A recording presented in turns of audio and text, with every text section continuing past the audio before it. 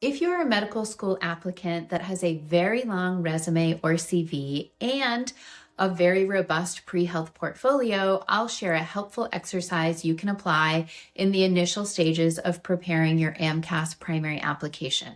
Number one, write an outline of your personal statement. An outline can be 5 bullet points of what you think you may want to cover to tell your story and answer the question of why medicine. Set that aside. Number two, now move on to the work and activities section. Don't get bogged down with the data entry things such as the name of your supervisor and the start and end dates right now.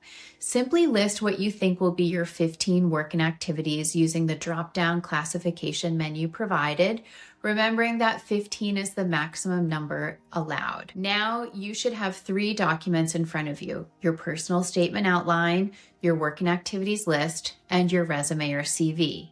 Ideally, you shouldn't have significant overlap. I'll give you an example. If you studied abroad for a semester, you should decide if that is part of your personal statement or if it's an item that is going to be in your work and activities section, but typically it doesn't land in both places.